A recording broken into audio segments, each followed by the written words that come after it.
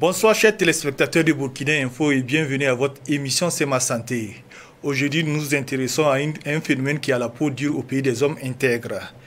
Il s'agit du tabagisme. Selon le rapport de l'OMS sur l'épidémie mondiale du tabagisme de 2021 au Burkina Faso, 15,2% des adultes de 15 ans et plus consomment du tabac, avec une prévalence plus élevée chez les hommes qui est de 23% que chez les femmes qui est de 7,2%. Cette étude démontre que le tabac occasionne chaque année plus de 4800 décès, dont 1300 non-fumeurs victimes du tabagisme passif.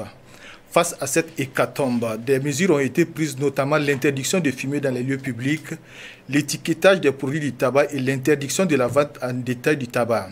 Malgré ces mesures, nombreux sont ces jeunes qui s'adonnent à la consommation de cette substance nocive. Pour en parler, nous avons sur notre plateau Dr Dominique Zida. Vous êtes tabacologue et pneumologue et puis spécialiste du sommeil à l'hôpital de Bogodogo, c'est ça? Oui, c'est ça. Ok. C'est quoi un spécialiste du sommeil? Alors, la médecine du sommeil est une spécialité transversale qui s'occupe des troubles du sommeil. Et les troubles du sommeil vont de l'insomnie au syndrome d'apnée du sommeil, les hypersomnies, les troubles du comportement au cours du sommeil. Alors, c'est un domaine qui est méconnu pour le moment, mais la prévalence est majeure. Je crois qu'on va revenir sur ça dans le cadre d'une autre émission. D'accord, merci. Également sur notre plateau, M. Khalil Traoré, qui est un ancien fumeur, aujourd'hui engagé dans la lutte contre le tabac. Ok, bonjour chers téléspectateurs et bienvenue à cette émission. Khalil Traoré, nous commençons avec vous. Nous avons réalisé de nombreux documentaires et reportages avec vous. Et il y a beaucoup de personnes qui s'interrogent sur la qualité de votre voix. Pourquoi vous utilisez cet appareil pour communiquer? Merci à Burkina Info de me donner l'occasion de m'exprimer en mot sur le tabac et ses effets. Alors, comme vous dites, sur mes aides un micro aujourd'hui pour parler, un micro qu'on appelle le laryngophone. C'est dû au fait que j'ai subi une ablation des cordes vocales suite à une laryngectomie cancéreuse. Alors donc, sans corde vocale, il y avait cet instrument-là qu'on pouvait utiliser et deux autres bien sûr, mais c'est moi qui ai préféré celui-là. Docteur Zida, on a dit à l'introduction, près de 5000 personnes décèdent chaque année au Burkina Faso des suites de la consommation du tabac. Est-ce qu'il y a une explication à cette consommation massive du tabac au Burkina? Pourquoi les jeunes s'adonnent à cette pratique? Alors la lutte anti-tabac au Burkina Faso est une priorité de santé publique.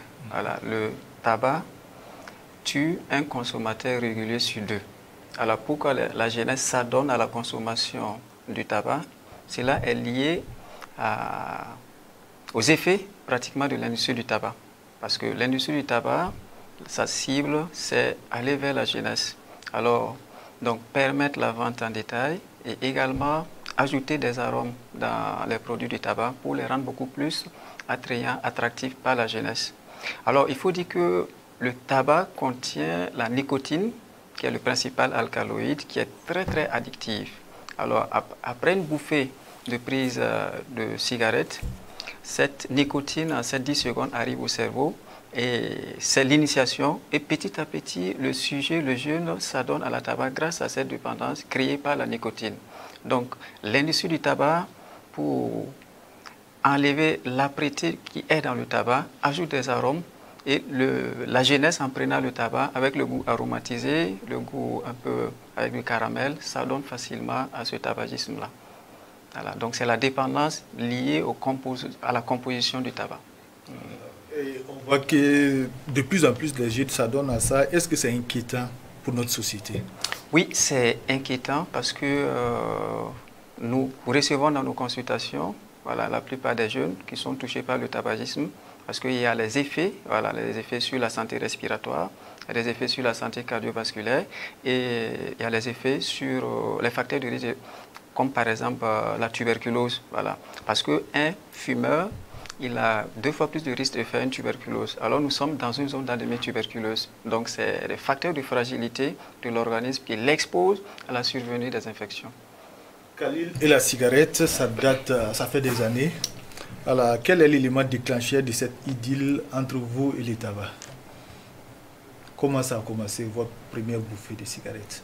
Ça a commencé au lycée. Au début, c'était pour imiter ceux qui fumaient. Puis petit à petit, on s'est rendu compte que il nous en fallait nous-mêmes, soit avant d'aller à l'école ou à la récréation. Et avant qu'on ne s'en rende compte de façon pernicieuse, l'addiction s'est installée. Et je dirais pas qu'il était trop tard, il n'est jamais trop tard pour arrêter de fumer. Mais quand moi j'ai essayé, ça faisait déjà 5 ans que j'étais plongé dans le tabagisme. Et je me promettais presque à toutes les occasions. 31 décembre, c'était une date limite pour arrêter. Ou bien la tabaski, c'était une date limite. Ou bien mon anniversaire. Et chaque fois, c'était de report, c'était des reports à nouveau. Pour ensuite atteindre 32 ans de tabagisme.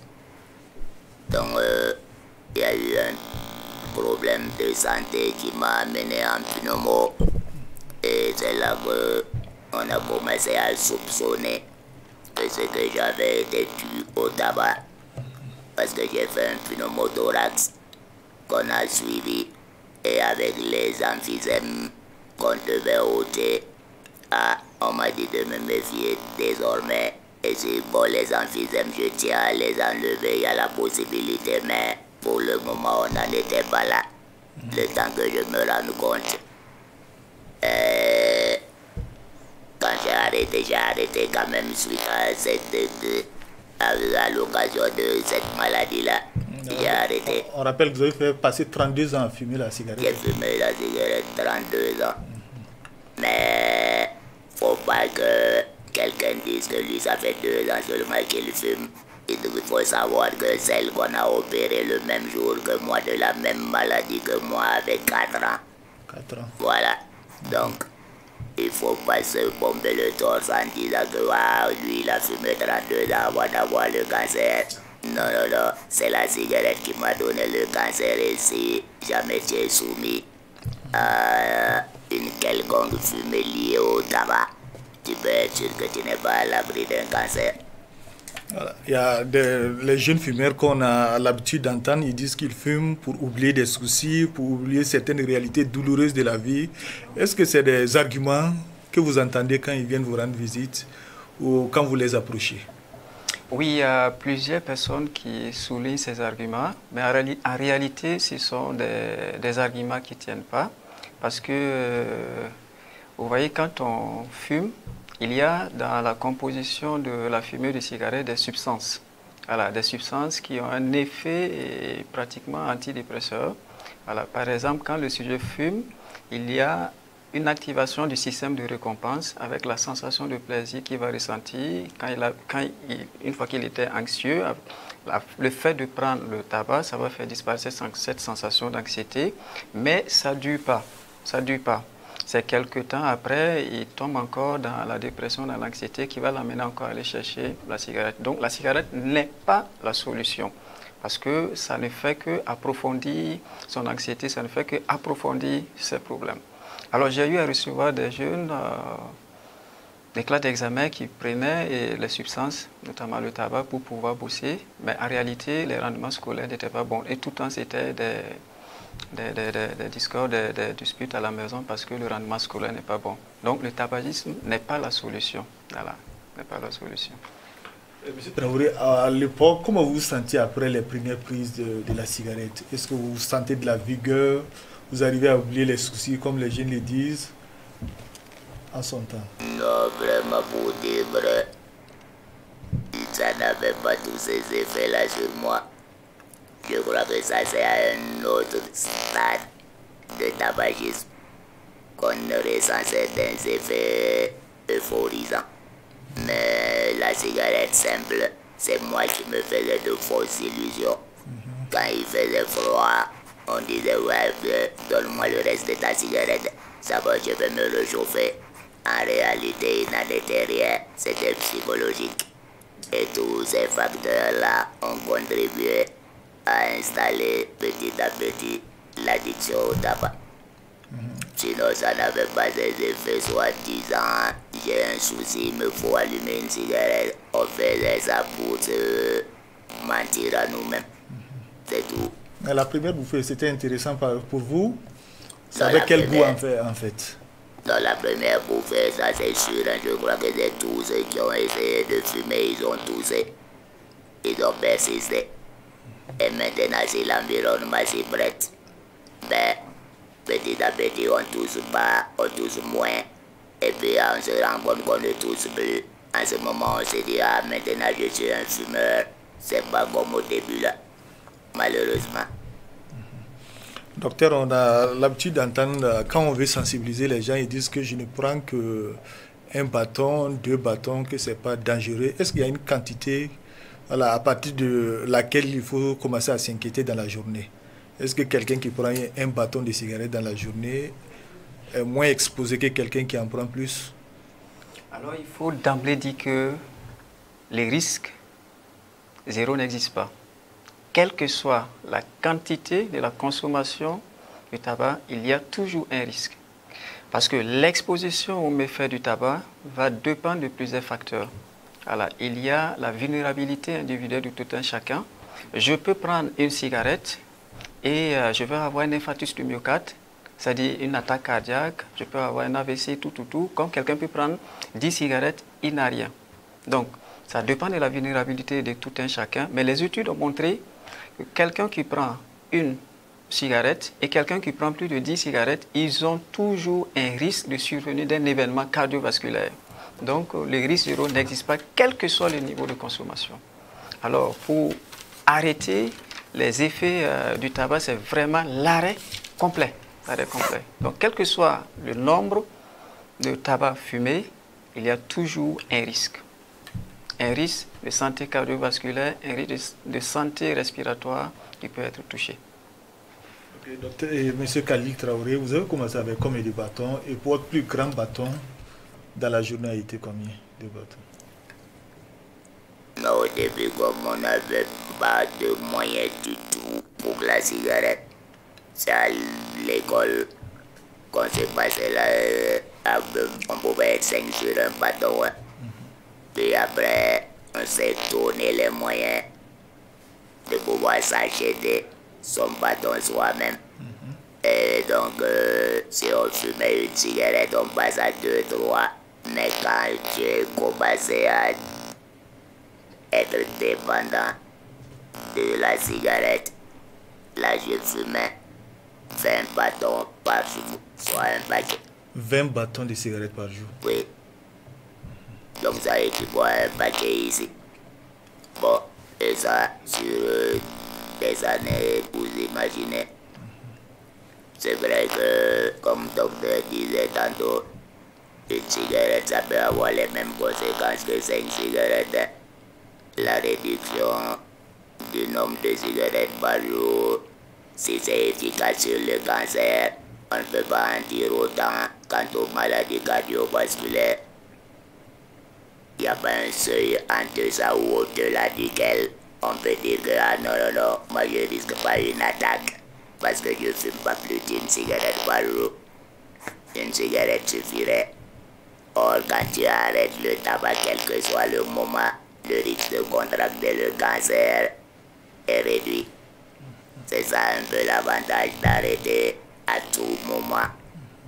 Parce que quand c'est trop tard, alors c'est vraiment trop tard. C'est des interventions qui laissent des séquelles comme les miennes. Et là, c'est à vie. Et quand les parents ont appris que vous étiez fumeur, quelle a été leur réaction? Bah, moi, j'avais ma maman seulement qui était en vie. Évidemment, au début, on se cachait. Et quand on rentrait avec l'odeur de la fumée, on essayait de voir des bonbons pour faire partir cette odeur-là. Et puis pas mal d'autres astuces. En tout cas, on se cachait jusqu'à ce qu'elle sache, par exemple, que ah non, toi, de la manière dont je te vois, on dirait que la cigarette, évidemment. Il n'y a pas un parent qui va conseiller à son enfant de fumer. Donc tout de suite, on commence à te faire ce genre de remarques-là. Et si tu prends pas ça bien, tu persévères, à un moment donné, tes parents n'y peuvent plus rien. Et là, c'est pas bon. Ok, docteur, on parle des fumeurs passifs, c'est-à-dire des non-fumeurs qui subissent l'effet de la cigarette de la part des fumeurs. Oui. Et au Burkina, cela occasionne près de 1300 décès l'année. Que se fait-il que quelqu'un qui ne fume pas puisse avoir également des conséquences comme des personnes qui fument? Alors, c'est juste parce que quand on prend la composition de la fumée du tabac, c'est plus de 4000 substances, hein, avec plus de 70 substances cancérigènes. Une bouffée, par exemple, de tabac contient 7000 substances, 70 substances cancérigènes. Alors, il y a plusieurs types de courants. Par exemple, quelqu'un qui est en train de fumer, la partie qui inhale, c'est le courant primaire, c'est dans notre jargon. Alors, maintenant, la combustion qui se dégage du bout incandescent du tabac, ça c'est le courant secondaire. Et le courant exhalé, ça c'est le courant tertiaire. Mais il y a ce qu'on appelle le tabagisme de troisième main. C'est comme il le disait, il sort, il fume dehors, mais quand il rentre toujours, il y a les odeurs du tabac sur ses habits, tout. Donc c'est le relargage en fait de ces odeurs de la fumée du tabac sur les meubles, sur les habits. Donc le tabagisme passif, c'est y compris l'inhalation de la fumée qui sort du bout incandescent, la fumée exhalée par le tabagique et la fumée qui est restée sur les habits. Donc, alors que quand on prend la composition de la fumée du tabac, dans le tabagisme passif, il y a plus de substances nuisibles que dans le tabagisme actif. Donc, le sujet qui est à côté, s'il passe plusieurs, par exemple, les études ont montré ceux qui passent plus de 7 heures auprès du tabagique sur 24 heures, ils sont beaucoup plus exposés. Voilà, donc, comme il inhale les substances qui sont aussi toxiques que le tabagisme actif, il est exposé à faire les mêmes pathologies liées au tabac.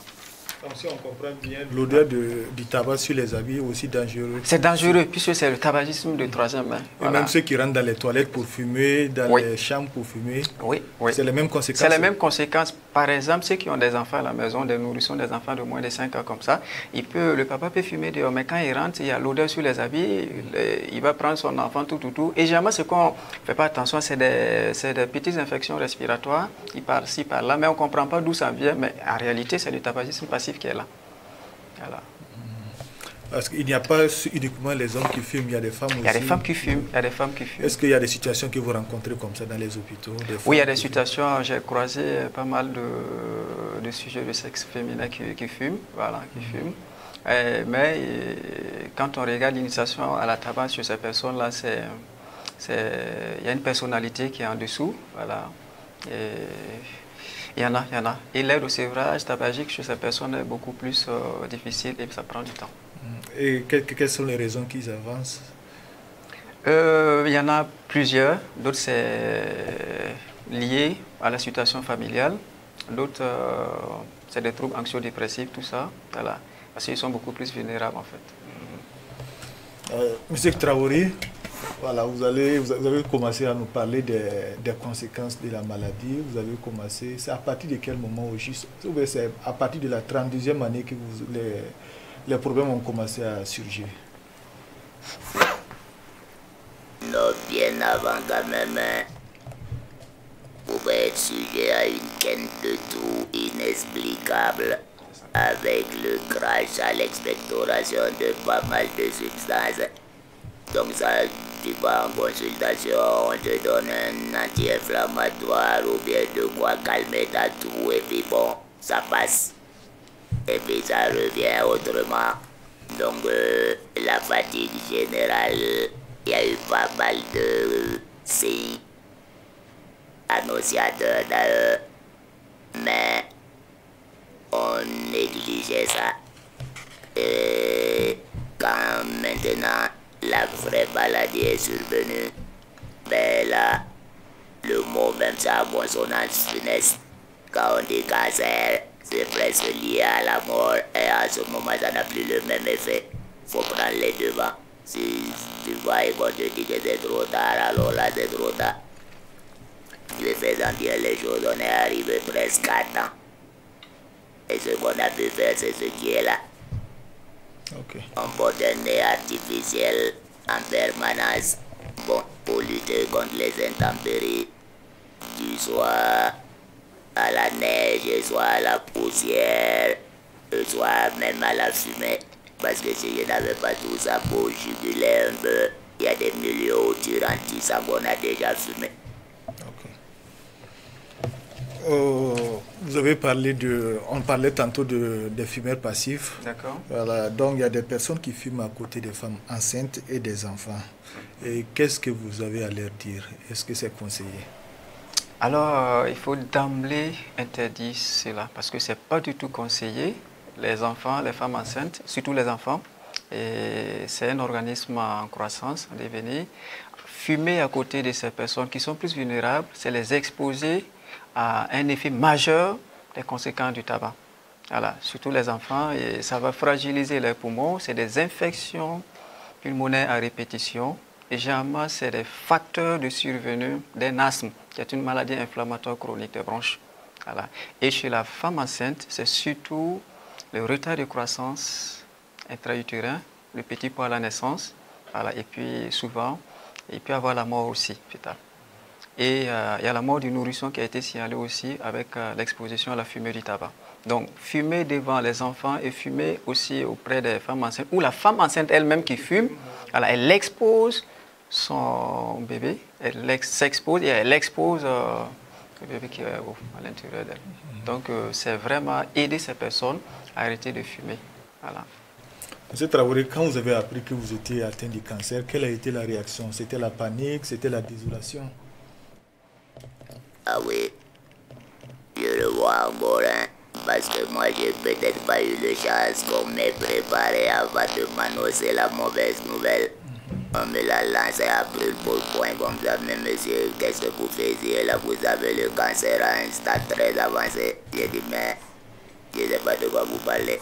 Cancer. Comme j'ai dit, cancer pour moi c'est à consonance funeste. Donc quand vous me dites cancer comme ça là, je ne comprends pas, docteur. Ah, c'est ce qu'on a constaté suite aux analyses qu'on a effectuées. Et là, comme vous n'êtes pas résident ici, eh bien, on vous propose une solution. C'est de vous opérer au plus tard dans un mois. Donc on était en décembre, début janvier, pour que vous puissiez atteindre le mois de juin. Au cas contraire, vous pouvez être sûr que l'issue est fatale. Donc vous aviez en son temps moins de 6 mois à vivre. C'est ce qu'ils m'ont laissé entendre. Alors donc du coup, j'étais dans tous mes états et ils disent bon, vous laissez 72 heures pour réfléchir. J'ai dit d'accord. Alors quand je suis sorti, mes jambes flageolaient évidemment. Le temps d'arriver, prendre mon moyen de transport, mes larmes coulaient, je ne savais plus à quel sein me vouer. J'ai téléphoné à Sirwaga, à ma grande soeur. Ah bon, elle aussi, évidemment, c'était pas facile. On a appelé un de mes amis docteurs et pour lui dire ce que je venais d'entendre. Ben, on a accusé le coup le soir, on s'est repris. Et puis on a échangé plus calmement. On a trouvé que la solution, effectivement, c'est d'accepter celle que on venait de me proposer. Et c'est parti comme ça. Jusqu'à, ben voilà. On m'a opéré le 18 janvier 2012. 18 janvier 2012, Voilà. vous avez suivi la première intervention. C'est ça. Voilà. Est-ce que sur le champ, quand vous avez quitté l'entretien avec le médecin, vous avez décidé d'arrêter complètement? Ou bien pour pouvoir faire face à cette triste nouvelle-là, vous avez pris des bouffées de cigarettes pour vous calmer un peu, ou bien pour oublier cette triste nouvelle? Ouais, peut-être que j'ai omis d'en parler. Mais moi, j'avais déjà arrêté en 2007, non, en 2004. 2004. Oui. Exactement le 15 octobre 2004. Et le cancer est survenu en 2011. Ah ouais. Pratiquement 7 ans après. 7 ans après. Et puis bon, donc dès décembre, j'étais entre les mains des spécialistes. Ok. Docteur, alors, il y a beaucoup... pour Khalil, c'était le cancer. Est-ce que c'est les seules conséquences liées à la consommation du tabac? Est-ce qu'il y a d'autres conséquences qui peuvent survenir à partir de la consommation du tabac? Oui, il y en a plusieurs. Il y en a plusieurs sur le plan sanitaire. Mais il faut dire que le cancer du tabac, c'est le principal marqueur de risque lié à la dangerosité du tabac, en fait. Voilà, parce que le cancer du tabac survient pratiquement dans 85% des cas chez les tabagiques. Voilà. Et en plus du cancer du poumon, il y a ce qu'on appelle les bronchites chroniques. Voilà. Les bronchites chroniques, c'est des gens qui sont tout le temps essoufflés, qui toussent, il y a des crachats plusieurs fois l'année, tout ça. C'est des bronchites chroniques. Et il y a ce qu'on appelle ceux qui fument, ils ont 2 fois plus de risque de faire la tuberculose parce qu'ils fragilisent le système immunitaire. Donc sur le plan respiratoire, il y a beaucoup de conséquences. Sur le plan cardiovasculaire, généralement c'est les infarctus du myocarde, les attaques cardiaques. Aussi, puisque dans la fumée du tabac, il y a ce qu'on appelle le monoxyde de carbone qui crée des plaques d'athérome qui peut un peu boucher ces vaisseaux-là.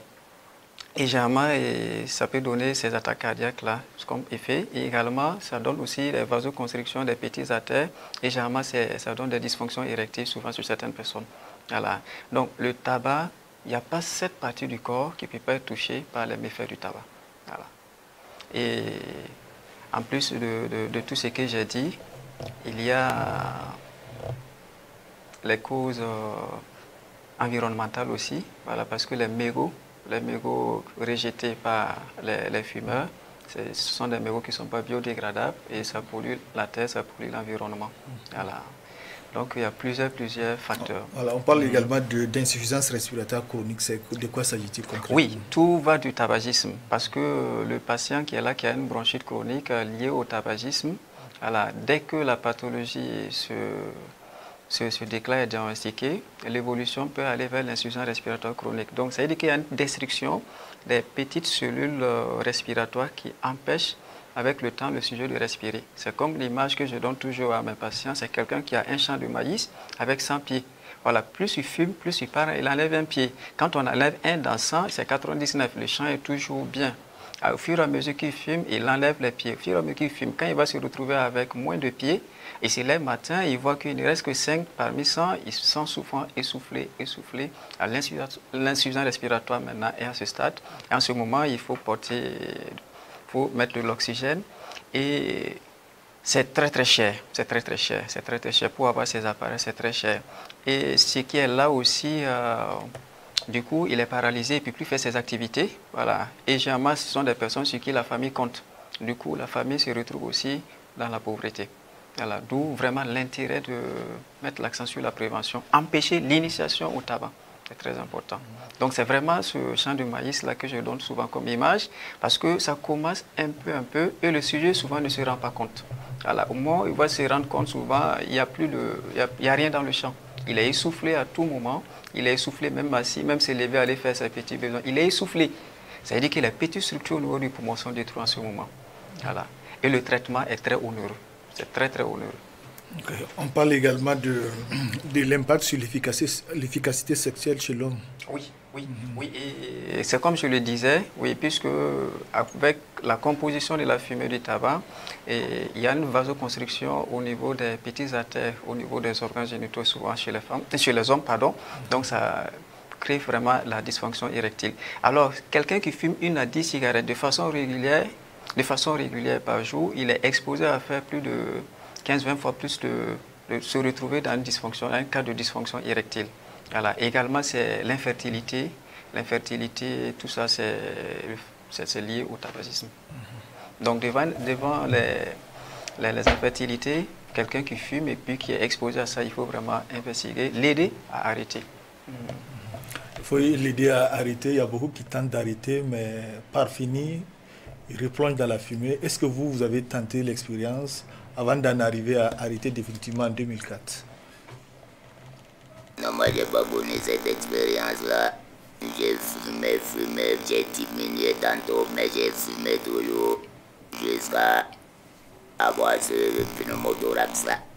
Et que pour confirmer ce que le docteur disait, je ne pouvais pas m'entretenir plus d'1 minute sans demander le temps de reprendre mon souffle.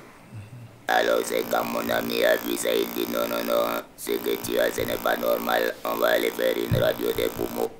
Quand on a vu ça, Le professeur a dit, mais attendez, votre patient là, il est où? Il est sorti me rencontrer dans le couloir. Il m'a dit, amenez-le rapidement à Yalgado. C'est comme ça que je suis arrivé et j'ai trouvé le professeur en train de ramasser ses affaires pour rentrer parce qu'il était 13 heures environ.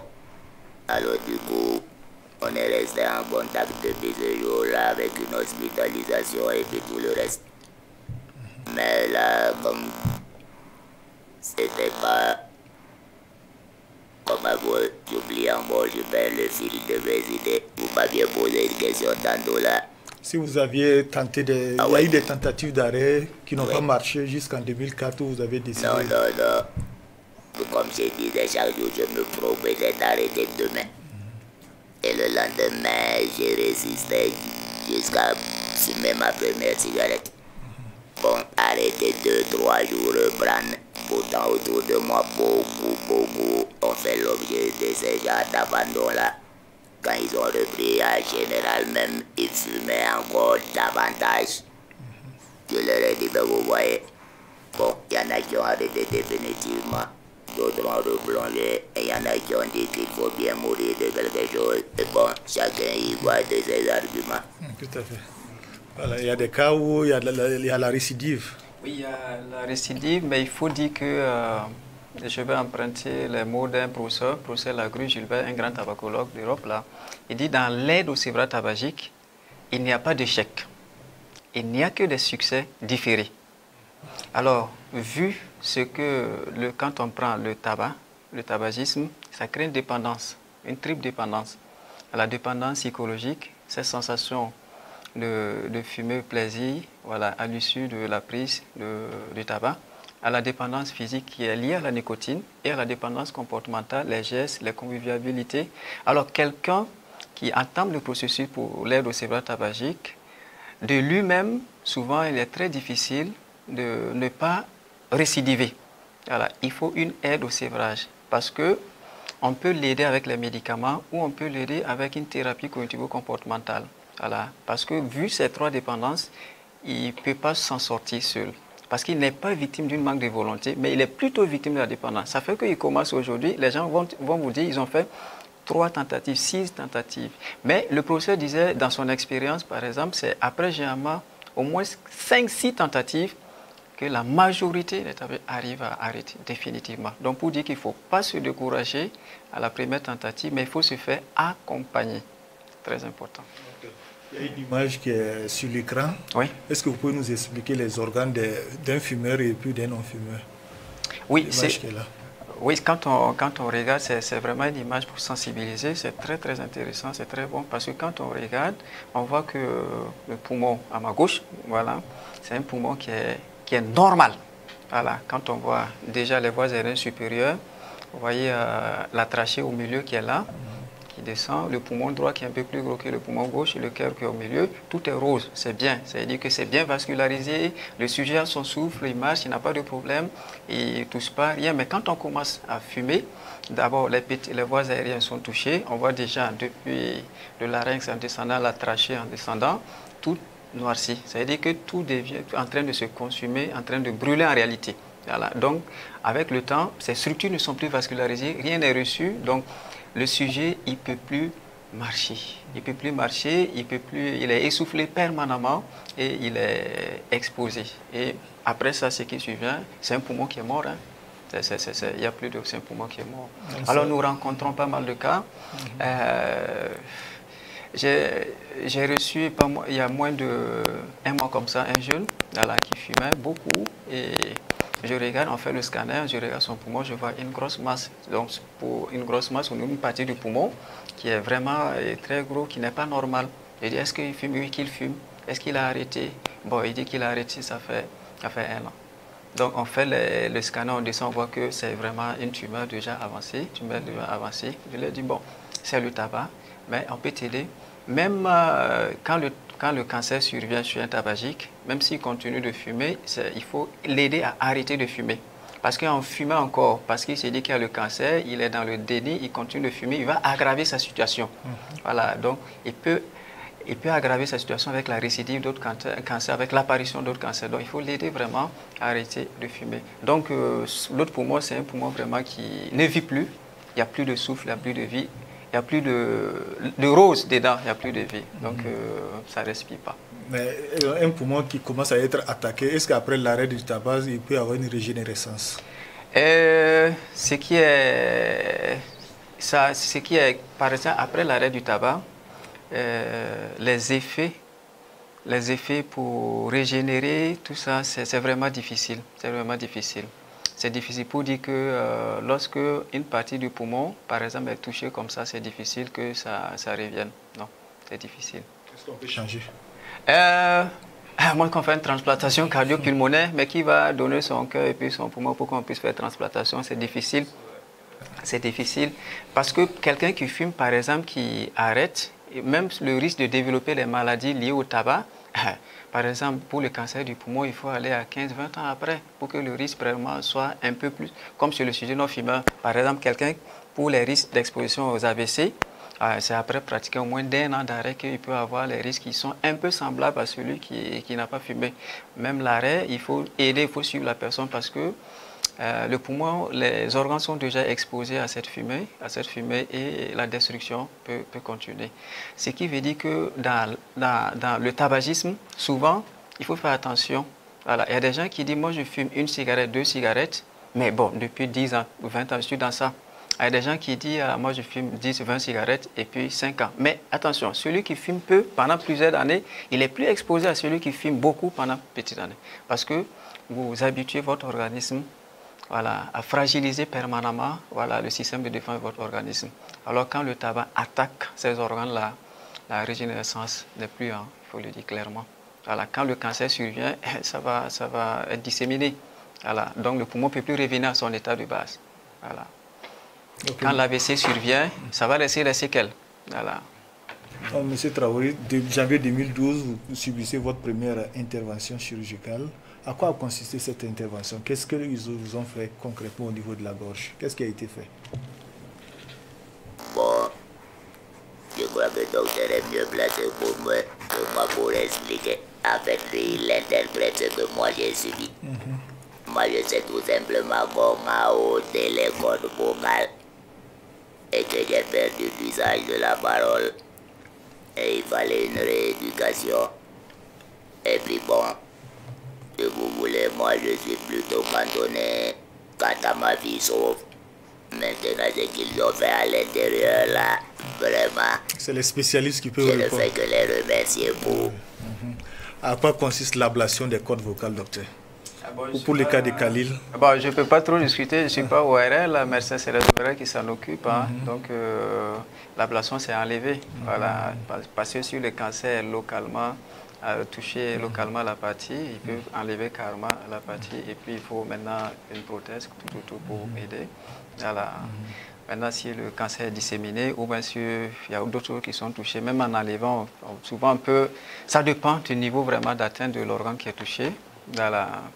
Mais l'ablation, c'est vraiment cet acte chirurgical de l'enlever totalement, la tumeur, la masse. Voilà.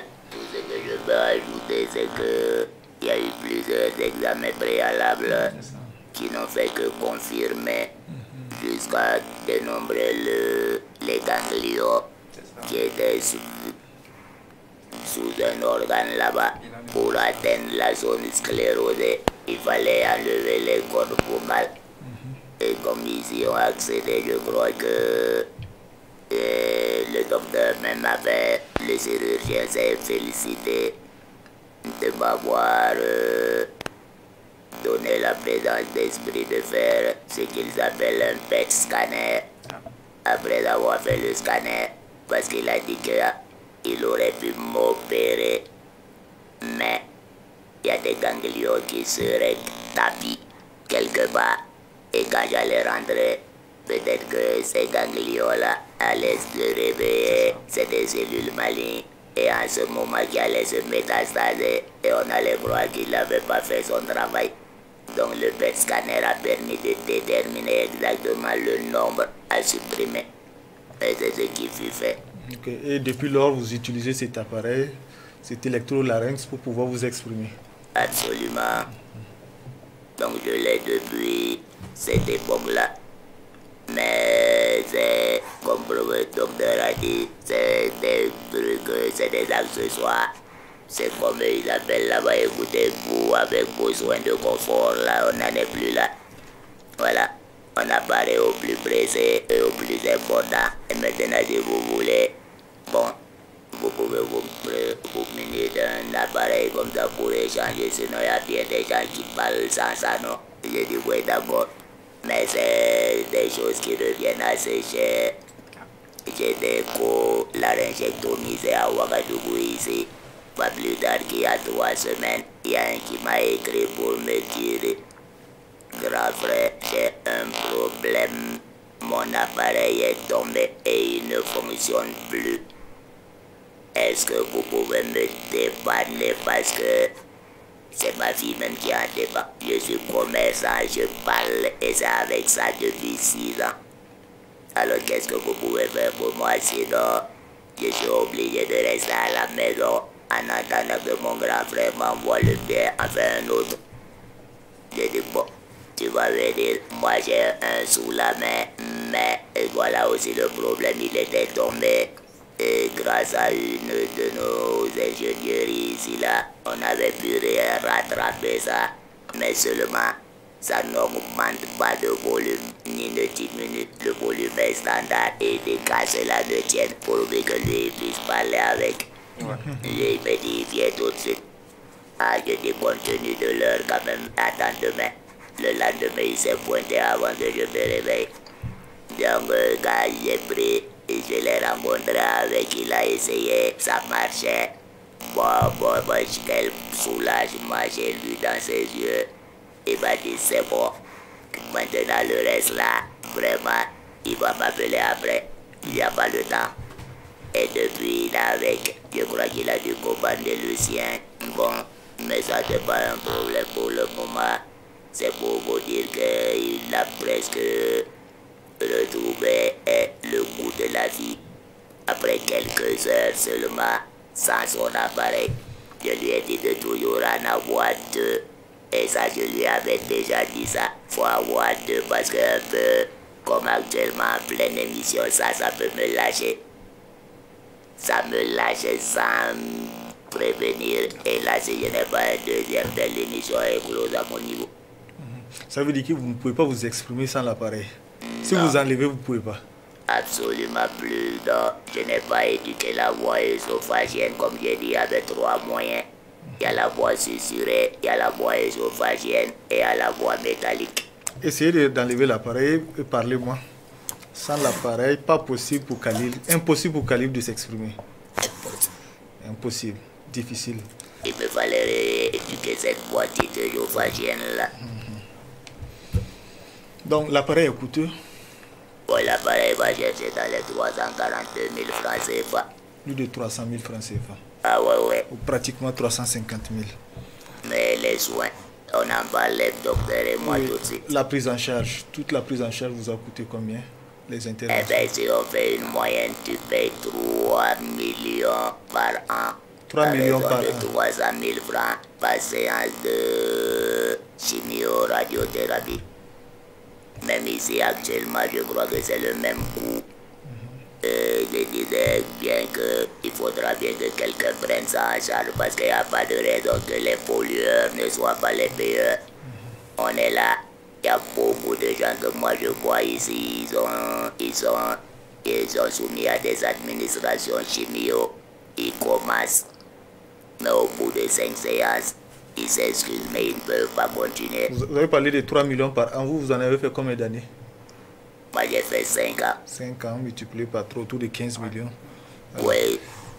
Et docteur, au Burkina, pour venir à l'encontre de cette maladie, les autorités ont pris des mesures. L'interdiction de la vente en détail de la cigarette. Il y a l'apposition des images graphiques, ça c'est opérationnel. Et la consommation dans les lieux publics, ça aussi, ça demeure un défi. Qu'est-ce qui fait que toutes ces mesures ne sont pas mises en application? Qu'est-ce qui bloque? Alors, il faut dire que la lutte anti-tabac, comme je le disais, c'est une priorité et le gouvernement, pour renforcer cette réglementation, a pris récemment ces mesures avec des articles pour encadrer vraiment l'application réelle de ce décret sur l'appositionnement des images graphiques à avertissement sanitaire, graphiques sur les paquets de tabac. En fait, l'objectif réellement, c'est pour empêcher l'initiation au tabagisme, surtout la jeunesse, parce que la cible de l'industrie du tabac, c'est la jeunesse. La jeunesse. D'où le thème même de cette semaine anti-tabac, le thème de la lutte, la journée internationale de lutte contre le tabac, c'est levant le masque. Voilà. Donc c'est pour dénormaliser la consommation du tabac, c'est très important. Le paquet chez l'industrie du tabac, c'est un vendeur mieux. Voilà, c'est un vendeur mieux, c'est une source de communication pour eux. Donc il reste à mettre en vigueur vraiment cette application avec tout le monde interpellé. Tout le monde interpellé quand on prend le décret de janvier 2025 sur l'interdiction de fumer dans les lieux publics. Là, quand on lit un peu les articles, on voit qu'il est mis en avant aussi une coordination des forces de l'ordre pour pouvoir aider à faire respecter cette mesure. Parce que même en venant ici, je vois des gens qui, dans les lieux publics, qui fument tout. Mais il faut que l'autorité intensifie vraiment les contrôles pour pouvoir mettre en œuvre, en vigueur vraiment cette application. Voilà, parce que la lutte anti-tabac, c'est la prévention. Parce qu'une fois que la maladie rentre, vous m'excusez, mais ça paralyse non seulement l'individu, mais toute la société. Donc il y a les coûts directs et puis il y a des coûts qui sont indirects. En réalité, ce que l'industrie du tabac fait croire aux gens, on perd les pertes économiques qui sont liées aux conséquences du tabac, c'est pratiquement 2 fois plus que les recettes que l'État perçoit. Parce que les coûts liés au décès, les coûts liés aux handicaps respiratoires, l'invalidité, ce sont des coûts. Voilà. Donc c'est vraiment la prévention. Nous devons vraiment serrer la ceinture pour lutter contre ces fléaux. Monsieur Traoré, je crois que depuis quelques années, vous êtes engagé dans la lutte contre ces fléaux. Voilà, nous avons parlé de certaines mesures qui peinent à être appliquées. Vous, en tant qu'acteur de la société civile, pour vous, qu'est-ce qui bloque l'application de ces mesures-là? Je me dis que l'État doit s'impliquer davantage. Parce que, pour prendre un exemple d'un pays comme l'Angola, où à l'époque, le chef d'État avait presque donné un pouvoir aux dépositaires d'autorité qui étaient les policiers municipaux quant à la répression dans les lieux publics liés à la consommation du tabac. Tu savais que si jamais tu réprimandais un fumeur pris en flagrant délit, il n'avait aucune voie de recours parce que la décision émanait directement du chef de l'État. Alors donc ici, moi j'ai vu depuis que le décret d'application est sorti il y a 2 mois, 3 mois maximum, j'ai vu des gens qui ont eu des prises de bec avec des gérants de maquis qui ont demandé de ne pas fumer dans leur lieu parce qu'ils sont amendés entre 50 et 200 000 francs CFA, tandis que lui, le fumeur, il va payer 15 000 francs. Mais le gars dit lui, en tout cas, s'il finit par sa bouteille, il ne va pas se lever. Et tant qu'il ne va pas se lever, il va fumer sa cigarette. Quand ça devient des problèmes où on peut en venir aux mains comme ça là, il faut carrément une autorité, c'est-à-dire un téléphone effectivement, une ligne verte, à partir de laquelle on peut faire intervenir quelqu'un qui, sur place, fait appliquer le décret. Mais je vois un peu partout là, c'est un peu les gens s'amusent avec. Il faut une démesure plus forte sur le terrain. Et vous souhaitez également que l'industrie du tabac paye pour les dégâts, les dommages? Absolument. Parce que, comme j'ai dit, c'est au Burkina ici que moi j'ai vu qu'on ne doit pas avoir d'acquaintance avec les fabriques de tabac. Car je sais que les Rothmans, les Imperial Tobacco, les British Tobacco ont été condamnés à des milliards de dollars à payer à leurs victimes Je ne comprends pas pourquoi ici, on ne peut pas prendre des mesures visant à obliger les producteurs de tabac à générer de quoi alimenter un fonds qui a été voté d'ailleurs depuis 2010. Mais le ministère du Commerce et des Finances ont du mal à l'alimenter, tandis que l'industrie est là. Je me souviens que quand moi je suis rentré nouvellement, je pompais le top, je dis ah j'ai une idée, je vais faire payer 1 franc par cigarette vendue et cet argent-là sera reversé aux associations de lutte contre le tabac et celui qui sera victime du tabagisme, on peut le prendre au moins en charge au niveau des frais sanitaires. On m'a rionné, on m'a dit il y a un accord qui dit le Burkina à l'OMS et que c'est dans le cadre de concentration de lutte contre le tabac, on ne peut rien faire. Ce sera comme ça, c'est des augmentations de prix à n'en pas finir. Je dis, mais en attendant, il y en a qui meurent pendant qu'on augmente les prix. Et ces gens-là, par exemple, je vous dis, si moi je n'avais pas eu les moyens que j'ai eu, je ne serais pas en vie. Donc, par exemple, des cas comme ça, il y en a à foison. Et aujourd'hui, depuis que je suis dans le milieu, j'en vois. Je vois des gens, ils me disent, j'arrête le traitement, je n'en peux plus. Je préfère rentrer au village, je vais mourir tranquillement. Mais si quand je vois ça, je sais ce qu'il faut faire. Je dis, mais où sont les fonds? Où sont les fonds? Il faut faire un peu de gangsterisme d'État par pouvoir. Ok, docteur, on va aller rapidement. Vous avez dans la lutte contre le tabac, il y a un centre de sévrage qui est là, qui s'occupe. Est-ce qu'il y a de l'engouement? Est-ce que les gens viennent pour pouvoir arrêter définitivement de fumer? Oui, il y a de l'engouement de l'unité de sévrage tabagique là. Il y a de l'engouement à la fréquentation et on fait la promotion pour aider les gens à arrêter de fumer. Bon, disons l'aide au sévrage tabagique. Donc, le taux d'aide au sévrage tabagique, on avait estimé ça, un taux de succès de 18%. Alors, ce qui n'est pas petit pour nous, parce que même si une seule personne arrive à arrêter de fumer, c'est un grand pas pour nous. Parce qu'il va arrêter de fumer et arrêter d'en fumer les autres aussi. Okay. On rappelle que ce centre était dirigé par le professeur Georges Ouédraogo. Nous tenons à travers cette émission à lui rendre un vibrant hommage. Lui qui a consacré une bonne partie de sa carrière à lutter contre le tabac et ses dérivés. Nous voulons parler du professeur Georges Ouédraogo qui a été tabacologue, pneumologue et coordonnateur de l'unité de sévrage tabagique qui nous a malheureusement quitté le 11 février 2025 à l'âge de 65 ans. Donc nous avons coupé un extrait que nous allons demander à la technique de pouvoir nous faire voir. Voilà. À travers cet extrait, il invitait la jeunesse à se démarquer du tabac. Je voudrais encourager les jeunes de ne pas rentrer dans le tabagisme. Il n'y a rien de positif qu'on gagne pour soi-même en consommant du tabac.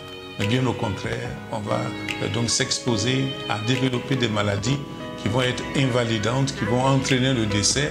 La cigarette est un autre terrorisme que nous acceptons et qui fait des dégâts autour de nous et parmi nous. Donc aux jeunes, pardon, s'il vous plaît. Si vous fumez, arrêtez de consommer le tabac, ce n'est pas tard du tout. Arrêtez parce qu'il n'y a rien de bon à tirer dans la consommation du tabac. Et ceux qui n'ont pas commencé, tenez ferme dans votre décision de ne pas commencer à fumer. Et vous verrez que vous allez être performant pour vous-même, pour votre développement personnel, pour votre famille et pour votre pays. Et nous avons besoin de vous, alors ne fumez pas, s'il vous plaît.